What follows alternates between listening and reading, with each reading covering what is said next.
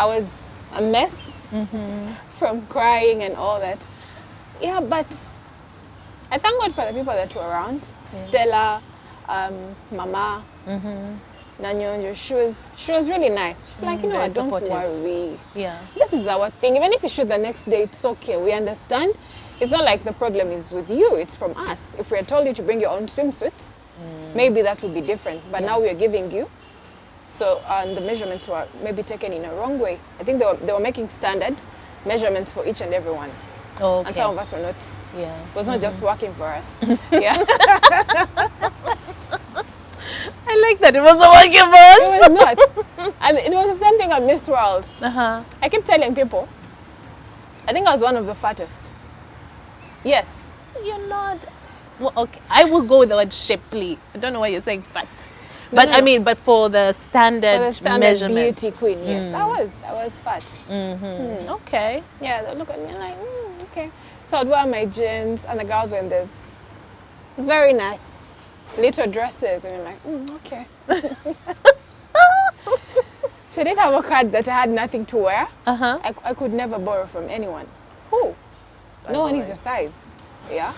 But you weren't properly prepared though, at least. Yeah, I had my jeans and a few nice shirts here and there. Yeah, here and then.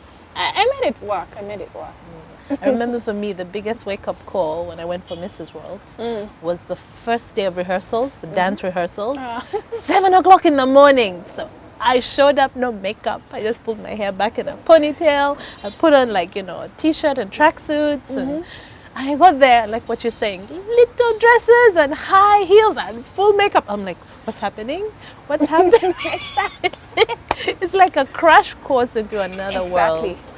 But you know at Miss World, the day I arrived, we had a meeting with Julia Molly. And she clearly told us, now some of you are going to parade the most expensive gowns and the most expensive, but we don't look at that. And for a moment, I felt so relaxed and settled because I knew. Okay, because that was the thing that was worrying you, right? Yeah, I was like, okay, now I'm at Miss World. These girls are wearing dresses from Gucci and Versace and things like that. And Uganda. But yeah, once she said that, I'm like, you know what? But like something you said before, they're actually watching you the entire time. They're watching how you handle yourself, how you interact with others, how helpful you are, how you manage crisis, depending on whatever the crisis is. Exactly. So did you also struggle to get a swimsuit at Miss World? No, at Miss World we wore our own. Oh, okay. So that was okay for me. Okay. I knew what flattered my body. I knew what to wear, and yeah, I was okay with it. By then, okay. Back to Miss Uganda. We've gone to Miss World already? No, back to Miss Uganda. Back to Miss Uganda. So you go for the camp, right? Yeah, so I went for boot camp for 2 weeks. Yeah, different classes, entrepreneurship, diction classes on how to speak, how to behave, how to sit, how to... We learned all this, how to walk. And then now the walking. I had never modeled before. I didn't know how you're supposed to stand. There's always supposed to stand, there's always supposed to walk. And I was learning all this. But I could clearly see girls had done their research. They knew what to do once they got there. Yeah. And this is me just learning. Okay. But I knew you don't have to be perfect at everything. That is the one thing I had to sit and watch how the girls were walking, how they were doing their thing, and then try. Okay. And eventually, slowly I learned. I can't say I had the perfect catwalk, no. There are girls that were perfect. And they would actually call that as examples to show us how it's done. How and it's you're done. Okay. So yeah, camp was okay. We got to bond with the girls and get to know who is who. Get to know who is who, how do they behave. And there were those moments towards grand finale where people would sit and try and talk about their top 5. And if you're not in someone's top 5, you'd actually be very demotivated, I should say. I didn't hear my name, okay. But that's a hard paper, really. Because at the end of the day, you're not the judges. But no one's... But Once towards the same end, they names- say normally they can start to identify kind of the favorites. Yes. If they're talking about the same names and things like that, you want your name to be mentioned, because if it's not, even if they're not the judges, these are your fellow contestants. Yeah, yeah. They've been evaluating and seeing who's doing what and things like that. And then when someone says, "Oh, Quiin is in my top 5," I'm like, okay. Okay, and then people from outside, the comments, the voting, and Sundays were visitation days. Parents would come and check on us. Yeah. That's when they tell you what's happening outside. And People, and you ask them, "Do you think I'll win?" They're like, "Yeah, we think so. I think so." If you don't become Miss Uganda, maybe you'll be Miss Uganda East. Okay. We're like, that's good enough. Okay. So what was the most challenging thing for you at that time? In camp, relating with the girls. Okay. Because you didn't know who was real and who wasn't. Most of them were very ambitious. All they cared about was the crown. So you didn't know if you'd even be friends after all this is done. Yeah? And you'd never know who's being very genuine to you and who's not. Of course, there were those that were nice. Yeah. Like, "Oh my God, Quiin, you need help with this?" "Yes, let me help you, But then for the most part, people had it in their mind, I have to be Miss Uganda. You've come for that. Come for the crown. But then I kept telling people it's a two-way street. Yeah. You either be Miss Uganda or not. What happens after this is up to you and how you treated your friends. Because at the end of the day, it's only one crown, Miss Uganda crown. Yeah. It's only one person out of 23 that will get it. So, I remember Brenda talking about that over and over again, that, you know, at the end of the day, after the competition, life goes on depending on what happens, and you're there to also make friendships. exactly. Exactly. So I kept that in mind. And my parents told me the same thing. They're like, "We are proud of you. At least you've taken this step. We didn't know you'd do this, but now that you're there." Oh, they didn't expect you to actually go through with it. Ha! Now it comes out. My little girl, my shy girl, how is she going to do this? But then, yeah, they kept, motivating me, and I'm like, okay, I think I can do this. Now when you look back, isn't it like, I actually did it. I did it, I became Miss Uganda. So a day to Miss Uganda, my dad slid, and he got a problem with his spinal cord. Oh no. But then I had no idea. I did not know. So I spoke to him on phone. He's like, "Yeah, I will come. I'll come for your grand finale. But I'm in the village. Okay. In case I make it on time, I'll come. In case I don't." I'm like, "Hey, okay, but your mom is coming." And I was happy. I knew I had the rest of the family there, my siblings, so I did not see him. You know, once you're on stage, you see the people waving, "Quiin." Yeah, you Quiin." look for your people. You look for people and like, "Oh, I think I've seen mom, seen my sisters, my aunties, my brother, but where is dad?" Like, okay, I think he didn't make it in time. So that was, He didn't want to worry you. yeah, he didn't want to worry me. Yeah. So it is after, actually after being crowned, the next day, that's when they call me and like, "Oh, he couldn't come, he's homesick," and things like that. I'm like, had I known earlier? Yeah. It would have messed you up. Exactly. Would have messed me up. But How is he now? no, he's okay. He's fine. He's Okay. fine. Whew, you know, when you mentioned spinal cord, I'm like, oh my. Yeah. I hope he's all right. No, he's good. Okay. He's good. That's And the weird thing is the day I got home, he was not walking. Mm-hmm. But when he had him at the gate, Uh-huh. I don't know where the strength came from. He held his stick and started walking. Oh, come on. Yes, he did. Oh. He did. That was amazing. It was really nice. Mm-hmm. And yeah, Quiin Those are Abenakyo. memories. Memories. Hold on to. He was very And proud. Quiin Abenakyo was Miss Uganda. Okay. Yeah. So after that, you become Miss Uganda. And now it's the journey towards Miss Miss World, World. of course, fundraising. I know, because I think that is always one of the challenges every Yeah. year, to raise the funds so that you can actually go and compete at Miss World. Was that a bit of a challenge for It was a you? very big one. Oh, It okay. was. So you're done with your crown Miss Uganda. Now you have to represent your country to Miss World. But then I did not have a ticket, an air ticket. Okay. I did not have most of the things that I needed to have to go and represent the country.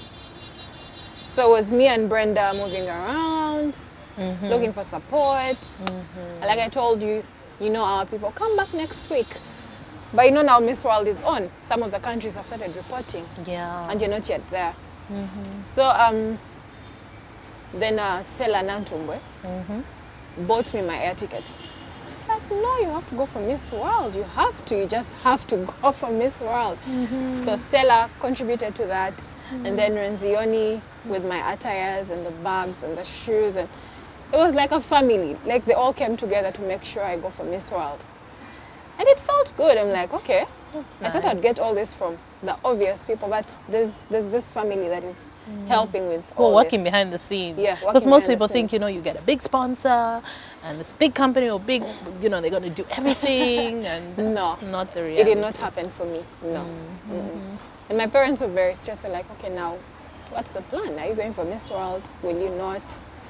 And like, I reached some point and I was very stressed. Yeah. And there's this one day we moved with Brenda. I'll not mention the office. Yeah. So I went and talked to them. They received us. I said, I told them, yeah, I have to go for Miss World, but I don't have a ticket. I don't have, you know, the essentials. And they're like, we're sorry, but you're late. We can't do anything. But we were writing to them. Yeah, so the We whole had time written. you've been in touch. We've been in touch. Why are you saying you?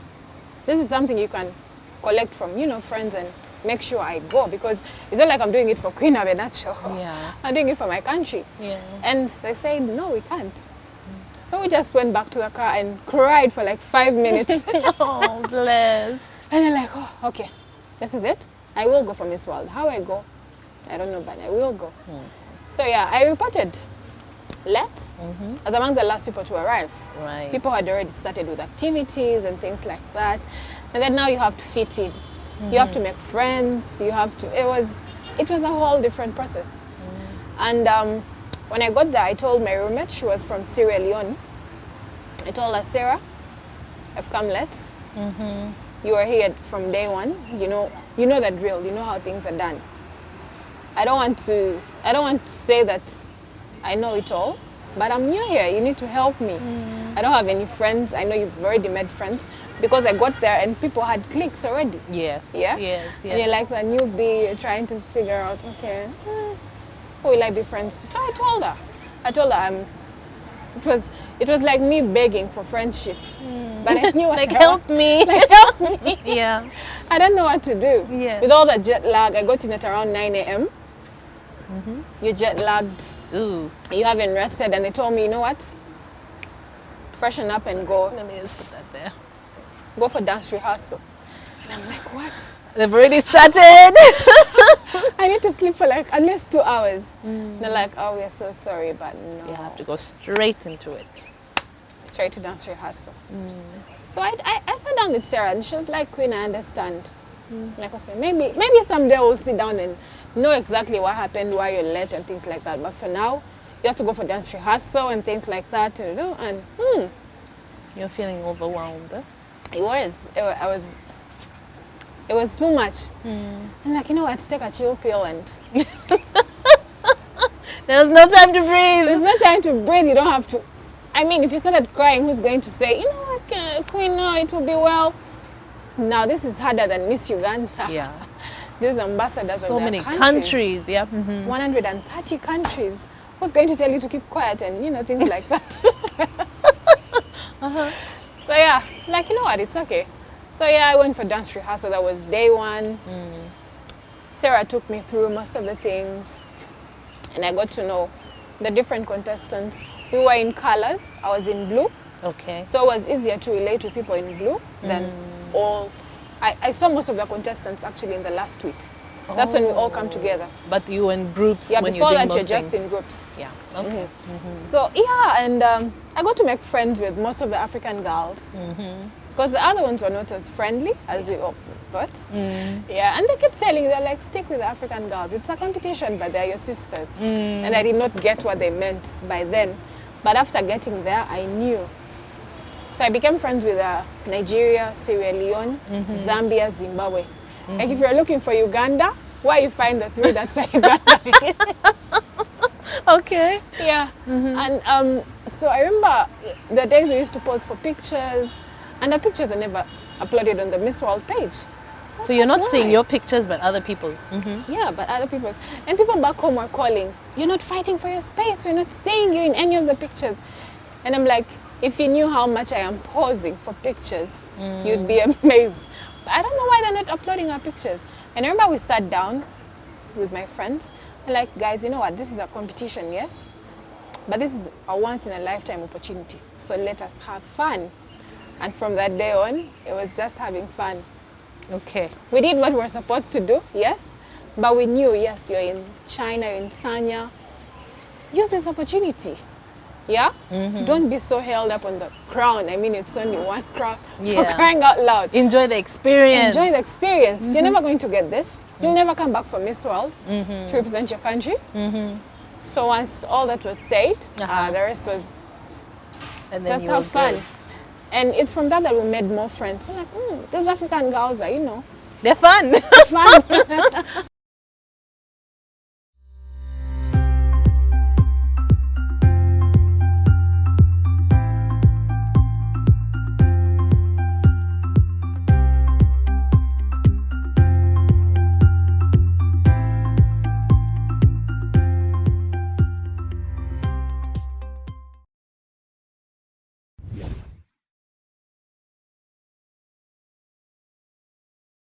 Okay. So life became much easier. Like, I knew at the back of my mind, yes, this is a competition. But then I learned, this is a once in a lifetime opportunity, let me have fun. And that was it. So you're in the buses making noise, dancing to music, and you're like, these girls are something else. Okay. And you started to appear more in the pictures. Because you had something different. Exactly, I we had guess. something different. If we were to go out and maybe have dinner, we brought a little twist to each and everything. So it seemed, you know, like we're not forcing. And like Julia Molly said, she wanted to look for that. She was looking for that for real people, not the Okay. people that were just acting. You're in 6, 7 inch and you don't want to. Yeah. The days I would wear my pumps and, you know, just walk and go for those tours. And because the days I would tell us, you know what, for this particular trip, don't wear heels. Okay. Wear your sneakers, your pumps. But then there's those that were really stubborn. You know, you're going to walk and walk and walk. But the die-hard. Heels. Oh my Because the God. pictures, hello, we must be ready for the pictures. I know, but I was like, if they tell me no heels, I will not wear heels. That was an opportunity for my feet to rest. Yeah. Yeah. So, yeah, for the most part, it was now fun. And head-to-head challenge. So I was in group 20 since I was one of the last countries to arrive. Yeah, and we had to compete. Yeah. The head-to-head challenge was a defining moment for you, actually. It was. Yeah, yeah. It was. And it was just like me and you sitting. So Quiin, tell us. Tell us about your family. Tell us about life growing up. Tell us about your beauty with a purpose. These are questions I was okay with. And for the most part, for most of the contestants, their things were rehearsed, like, hi, my name is my Beauty with a Purpose project is And I got there. So tell us about your family. And just like I told you, I come from an extended family, and you know, I told them what the real deal was. And they're like, okay. So in that group, I was with Hong Kong, China. Okay. And I'm like, I know I did great, but Hong Kong, China, okay. Let us just wait and see. So people had to vote. Yeah. And I remember we were having dinner, and I started reading people from each group that had won. Yeah. Group 18, group 19. So for group 20, I was with my friends. So we were discussing, like, okay, so who do you think will make it from this group? And I remember Nigeria won for her group. Sierra Leone didn't, Zambia, Zimbabwe didn't. So since I was in the last, they were like, okay, Quiin, so who do you think will win from your group? I told them, that's easy. Hong Kong, China will win. Like, okay. So, you know, once they're reading, okay, for group 19, this one wins. So for group 20, stupid Quiin. And the winner is Hong Kong, China. And the MC announces Uganda. You're like, what? What? Uganda? You know, I was not ready. Most of the girls were confident enough. People like Nepal. I mean, if the president told the whole country at 1 p.m. you need to vote, you know that you're going to go through most of those things. Yeah. So the girls knew. By the time when the groups reached, they knew, okay, it's me winning, so I have to get up. Abenakyo is in my own world, and You're like, what? Ugandan friends like, Quiin, it's you. I'm like, no. And everyone looked at me. Uganda, can you get up and go on stage? I'm like, okay. Of course, I had to get up and gracefully walk stage, and I'm like smiling, and oh my God. And I got gold, making it to now the second phase of the head-to-head challenge. Ah, okay. Yeah. So now those were 20 people left. Okay. You know, all contestants compete, but it's from the groups they choose one. So Right. So I was representing group 20. And in the second round, we had to battle. Group 1 against 2, 3 against 4, 19 against 20. 19 against 20. So I think that's where most Ugandans watched me competing against Argentina. Now on that day they told us, you know what, just be relaxed. It will be just me and you, the judges, and you sit and tell us what your project is about and things like that. I'm like, I think I can do that. Okay. Not knowing that it was a full, like all the contestants were watching. They even called people from out to Wait, come like and in the watch. audience? Yes, in the audience. So imagine practicing and you're like, you know what, I'll be speaking to 3 people, so that's okay. I can do that. I mean, I've done more than, so that's okay. Yeah. And you reach, I think 30 minutes too. That's when we got in and saw everyone waiting for us to present. And you're like, no, I don't think I can. I can imagine the stress. I don't think I can do this. But then the fact that I was the last to present, Yeah. I knew I was going to watch these girls Everyone present else. and then get to know how it's done and things like that. I'm like, okay, let me sit. So the first 10 went, presented, competed. You'd know then whether you've made it through or not. Okay. Once you make it through, you know you've automatically advanced to top 30. Yes, yeah. Now, Okay. Miss World Grand Finale, top 30, you run the show. So Okay. like, okay, so the first 10 went, presented, and we knew who was off, who was on. And my friends were seated cheering me on. They're like, okay, it's done. Uganda! It's time for the next 10. Uganda! Like, okay, I wish it's super new. They would not make so much noise because I'm really, really scared. So earlier on, I tried, talking to Argentina, getting to know what her project was about and things like that. But, she was giving me this cold shoulder, and I'm like, okay, it's a competition, so let it be that. Okay. Let us wait and see. So she presents, it's time for Uganda. And I'm like, okay, this is it. So I just went and told them what it was. Teenage pregnancies and child marriages. I had visited Remnant Generation. It's a teen mother's home. Yeah. So the girls told us their stories. So it's from some of the stories that I chose one that I presented at Miss World. Okay. And these are things people take for granted. I mean, they know it exists, but it's because the girls want to. They don't know that for some of the girls here, it's a problem. It's a very big problem. We're talking about 25%. That is 1 out of every 4 girls. Yeah. I'm like, you know what, Quiin, let's just speak from the heart, relate to the audience, and leave the rest to the judges. And I did just that. And I remember seeing Julia Molly smiling. She loves such things, beauty with a purpose, how you're impacting people in your country. And like, okay, so Uganda wins. And I'm like, I've made it to top 30. Thank you, Jesus, thank you. But they told us, don't tell anyone. Okay, yeah. So we had to keep news for 8 hours. And I felt like I should tell Brenda. But then I knew once I told her, this was big news for Uganda. She told the rest of the world. And they would know it's Uganda that told people. So, So you had to keep quiet. So I kept quiet and just slept. So I think I woke up late that day because I woke up and found missed calls and messages. And Brenda was telling me, Quiin, tell me it's not true, you have made it to top 30. And I'm like, oh, yes, I did. I did make it to top 30. Like, what? I'm like, yes, I did. And from then, the people that were not saying hi to you were now, Oh. Hi, Uganda. Oh my. Such is life. Oh my God.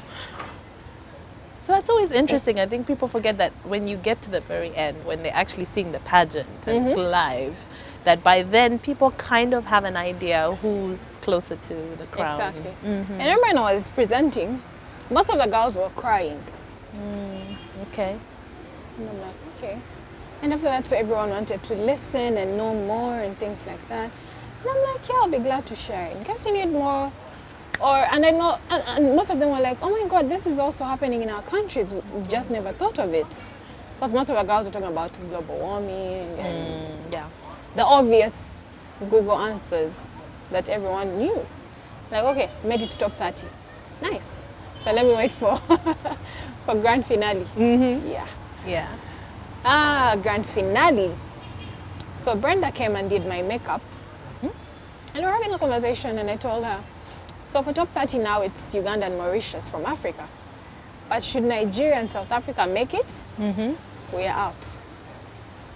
She's like, no. I'm like, I'm telling you. Really? If they make it to top 30, we are out. She's like, no, have faith. You never know. And I'm like, okay, let us wait and see. I'm listening to you also like, yay! Yes. Yeah, because South Africa was in everything. Okay. She was an example for us in all that we did. So we knew she was Miss World Africa. Okay. And even with the way she behaved and things like that. So you'd already taken it like, I made it top 30, that's okay. it's good enough for me. It's good enough. So grand finale, we had, so some of us knew already in top 30, but then we had judges' choices and first track, and then Beauty of the Purpose winners. Okay. So from the judges' choices, Nigeria and South Africa are red. Okay. So you're like, okay, I think this is a wrap for me. So Mauritius told me, you know what, Queen? It has been great. Now let us go and sit. Oh my. And cheer them on. Like, yeah, let's go back one last time. And cheer on Nigeria and South Africa. Nigeria is my friend, so Yay. yeah. We go, top 30. And then they started cutting. Okay. 2 from each continent. So like those that are making it to top 12 from Africa are the first red Mauritius. I'm like, okay. Let me go on my seat now. So it's me, South Africa or Nigeria. And then like the second from Africa is Uganda. And I'm like, what? I think for the most time people would think I'm very confused. But then no, these are things I would not expect. I mean, while you're there, you listen to people, you listen to that background noise and like, Nigeria and South Africa eat for pageantry. I mean, you need to bow and like Uganda and Mauritius. I'm like, okay. So we make it to top 12, and now they have to crown Miss World Africa. So I look at Mauritius and I'm like, whoever wins, may the best man win. And Miss World Africa is. And my friends kept shouting, Uganda, Uganda. And I'm like, oh my God, okay. Like Uganda. And I'm like, okay. You really didn't expect it, huh? I didn't. That's the truth. I did not. But then I knew, okay, now you've made it to top 5. Question and answer session. And that's the tough one. The whole world is watching. You did not rehearse or practice or anything. And I remember while we were going to where the grand finale was supposed to happen, South Africa had a book. Oh. I think she had the possible questions and answers and things like that. So I knew it was a wrap for some of us. I mean, she now has a book and things like that. What? Like she's so rehearsed and she's so ready. She's ready. Making it top 5 and I'm like, okay, what will I say? And I remember the MC asking, so Uganda, how do you feel? I'm like, this is what she's asking? Okay. And I just told them, I am the happiest girl in the world.